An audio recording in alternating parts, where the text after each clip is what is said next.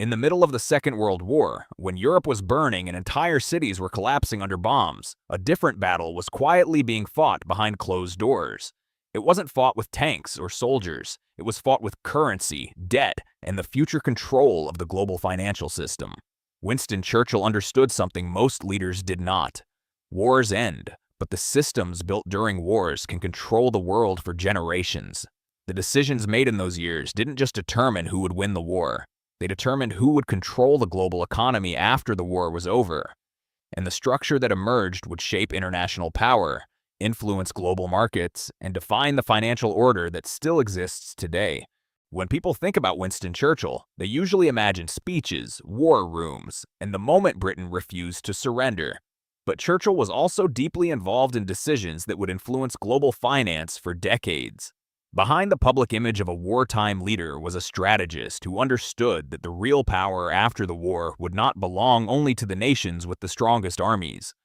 It would belong to the nations that controlled money, trade, and the rules of the global economic system.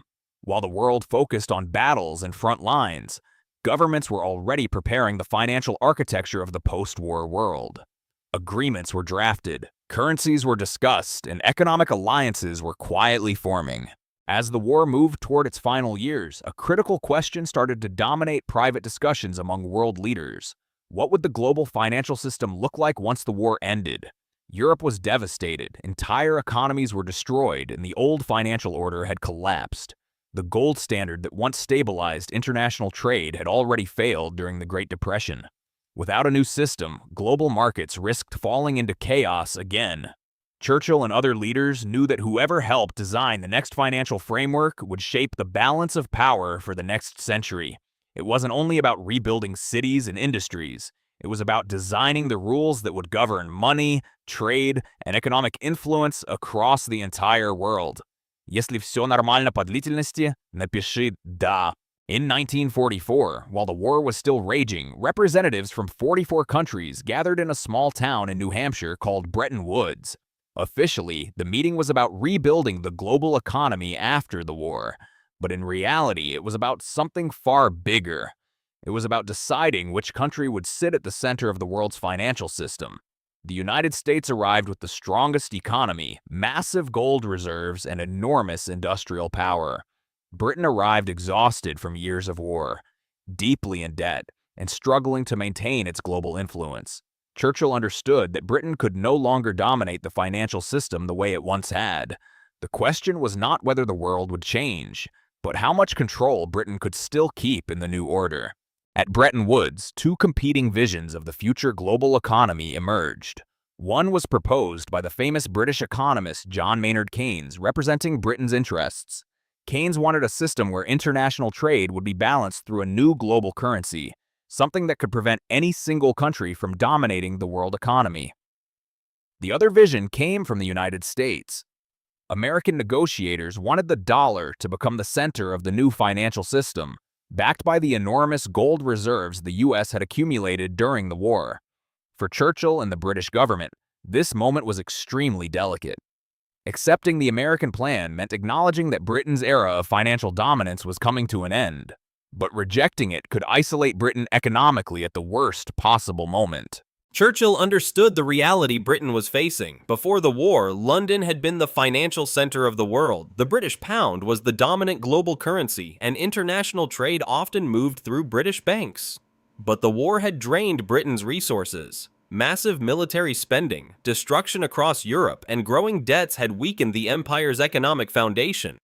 Meanwhile, the United States had become the world's largest industrial and financial power. American factories had supplied weapons, vehicles, and equipment not only for the U.S. military but also for its allies. By the time the war was approaching its final stage, the balance of economic power had clearly shifted across the Atlantic. But the world Churchill had grown up in was already disappearing. For more than a century, the British Empire had been the central pillar of global finance. London was the place where international loans were arranged, where governments borrowed money, and where global trade was settled. The British pound had functioned as the backbone of the world economy. If a country wanted stability in trade, it trusted British banking institutions and British currency. But the war had changed everything. Britain had spent enormous resources fighting Germany, financing armies, ships, and aircraft, while its own economy struggled to keep up with the cost. At the same time, the United States had transformed into the industrial engine of the world. American factories were producing weapons, vehicles, and equipment on a scale no other country could match. By the time global leaders gathered to design the post-war financial system, the shift in economic power was impossible to ignore. Britain still had political influence and prestige, but financially the center of gravity was already moving toward Washington and New York. Churchill understood that the decisions being made during those negotiations would define not only the end of the war but the structure of global economic power for generations. For the United States, the situation looked completely different. The war had devastated Europe, but it had also transformed the American economy into the most powerful industrial system on the planet. Factories that once produced cars and household goods had been converted to produce aircraft, tanks, engines, and ships at a scale never seen before in human history. By the final years of the war, the United States was producing nearly half of the world's industrial output. At the same time, gold from around the world had been flowing into American reserves as countries paid for weapons and supplies. By 1944, the United States held the majority of the world's gold reserves. That meant one simple reality. If a new global financial system was going to exist, it would almost certainly revolve around the American dollar. Churchill and the British delegation understood this shift clearly. The question was no longer whether the United States would become the center of the financial system. The real question was how Britain could still maintain influence inside a world that was rapidly reorganizing around American economic power. What made the negotiations even more complicated was the fact that the war had not yet ended. Battles were still being fought across Europe and the Pacific, while diplomats and economists were trying to design the financial system that would shape the peace. This created enormous pressure on every decision. If the new system failed, the world could easily fall back into the same economic chaos that had helped trigger the Great Depression and eventually the war itself. Churchill and his advisors knew this history very well. The collapse of global trade during the 1930s had destroyed economies, fueled unemployment, and strengthened radical political movements across Europe. Avoiding that scenario was one of the central goals of the new financial framework.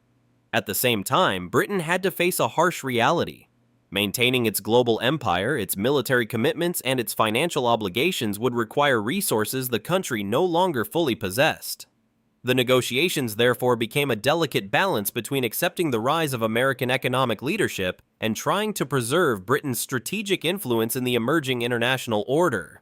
Inside the conference halls at Bretton Woods, the discussions often became intense. Delegates understood that the framework they were building would influence global finance for decades.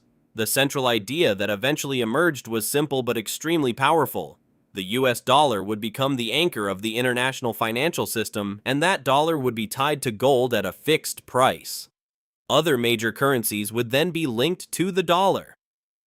In theory, this structure would stabilize global trade and prevent the kind of currency chaos that had damaged the world economy during the 1930s. But behind the technical language of exchange rates and reserves was a deeper geopolitical shift. If the dollar became the center of the system, then the United States would effectively become the center of global finance. Churchill and the British leadership recognized that this moment marked the transition from a British-led financial order to an American-led one.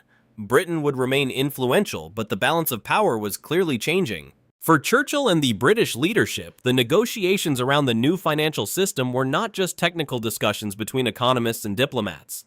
They represented the moment when the global balance of power was visibly shifting from one empire to another.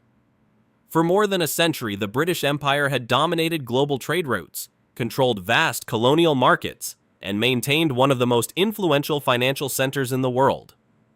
The pound sterling had been trusted across continents, and London had functioned as the main hub where governments borrowed money and international investments were organized.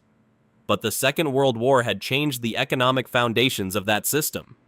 Britain had spent enormous resources fighting the war, financing its military operations across multiple continents while its domestic economy struggled under the pressure of constant production and limited resources. At the same time, the United States had emerged from the war with a dramatically expanded industrial base. American factories were producing aircraft, ships, vehicles, and machinery at a scale that dwarfed the output of most other nations.